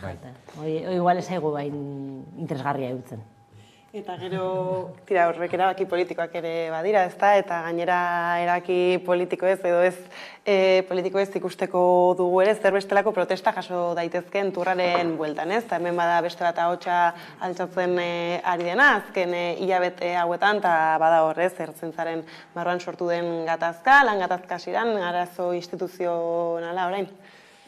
Bai, eta baspen bat daukau mai gainean, niri larritu innauena, ez? Ebaspen bat esaten duna, bere eskubide greba edo mobilizazio eskubideak ukatuak izan direla, izan daitezke, niri oso saguratua dut zait, bereak bai, baina beste kolektiko bat zuena, ez, eta esaten dut, justuki baspen honek esaten duna da, Eusko Legebiltzarrean oain dela uste asteterdi edo egin zuten mobilizazio horretan, trafikoa eten zutenak, bere eskubideen kontra entzula eta egiteko aukerak atela, baina eske bi egun geroago, hortz egon ziren errezintzako gaberritzaile gauza bera egiten, eta horren eskubideak ez dira aukatu, orduan hemen ikusten ari gea, begirada ezberdindu bat egoten ari dela kolektibo batetik edo bestetik, eta oso importantia ertzaintzak, nik ez dut esadanari bere eskubide sindikalak ez dituztenik borrokatu behar, baina eske eskubide laboralak sindikatuekin batera borrokatzen dira, eta hau ez da sindikatu bat, hau dira mafiosoen talde bat, edo lagunen talde bat, edo delakoa, eta zilegitasuna ematen ari diete negoziatzaile modun, eta baina negoziatzen dutenak dira sindikatuak, hortako jaio ziren, egin ditzakegun nahi digun kritikak sindikatuen estrategiei, sindikatuen formai, baina sindikatuak demokraziaren parte ezinbestekoak dira, alderdiak bezalaxe, mugimendu soziala bezalaxe, elkarteak bezalaxe, eta orduan, arazo badauka hemen Erkoreka sailburua, ez? Eta oain konturatu da, arazo bat dakala, eta orain atea da ezaten kontu zibili hau ezin da egin, baina oain arde, elikatzen egon da. Hau, zen hau ez da jaio atxo, hau orain eklosionatu du, baina norbait elikatu du. Aipatzen zenuen azken agindu hau edo, EAeko auzitegi nagusitik iritsi da ere ez, eta hor ere bada paperik jokoan. Ordenoi suposatzen dut, edo gainontzekoei galdera ataratzen zaigu zera ez da kasualitatea izango sektore horien alde ebazpena egitea EAeko auzitegia. Garrido bide batez, famatua dena justuki bere... Kaina askatasunaren aldeko zera defendatzaile sutsuenetako bat, adibidez. Sortzen ari da nolabait gure gizarte postmoderno honetan horrelako sektoreak. Eta horrelako ultrak direnean ultraliberalak dira. Eta hori da ultraliberalismoaren ondorioak, eta zuk oso ondo esan duzun moduan, Ertzaintza sortu zenetik horren arriskua bazegoen. Eta ez da dirudi horren kontra ezer egin, baizik eta nolabait hor barruan egon zitekena elikatu, ez da? Bainera justu aipatzen genuen eta eurek euren burua sindikaltza, duten mugimendu horren bueltan ere ez, ertzain jubilatuek ere atera dituzte agiriak, eta badirudi ez, hemen guztiek dutela zer esan ez, eta dira, haiei egosten zieten prestigio falta ez, eta hori da gainera sindikatuetatik ere ertzainen buruek atzo bertan ustot zela irratian egindako mai inguru antzeko batean, ez? Prestigioa zaharitzen ziren, baina argi geratzen da ere, ez? Prestigioak nola lortzen diren. Artikulazio kolektiboaz. Are gehiago, esako nuke, hemen dago arazoa da, batetik. Sortu dela talde bat, asindikala bezala, definitzen dela, ez dugu besteok asindikal modun definitu, eurek definitzen dira sindikal eta klandestino modun, ez? Eta gero dakaten aldarriak, nahi dutzen zait, salbajada bat, 1.000 euroko igoera, pero deke baiz, dago puntu bat, gaude, gauza bada, zure itxarmen kolektiboaren eguneratzea, eskatzea, hori guzti zilegia iruditzen zait, eta ustez poliziak dakala eskubide osoa hori eskatzeko, eta mail sindikal baten bueltan ezertzeko, baina gero, bueno, a ber, langile publikoak zeate, etzarete, ez dakit, elite aristokratikoa, orduan, ari naiz pizkat jartzen makarra, baina eskiru ditzen zait ere, mahai gainean jartzen ari diren aldarriak guztiz desegokiak eta kafkianoak direla, ez? Orduan... Niri gogora ekartzen didala, agian momentu honetan konparazioa apur bat lekuz kanpo dagoela edo egon daiteke, baina gogora ekartzen dit, 19. mende hasieran Espainia sortu ziren junta militar hoienak. Iraultza, nolabait antolatu nahi zuten, eta beraiek geratzea nolabaiteko legen gainetik edo legetatik kanpo.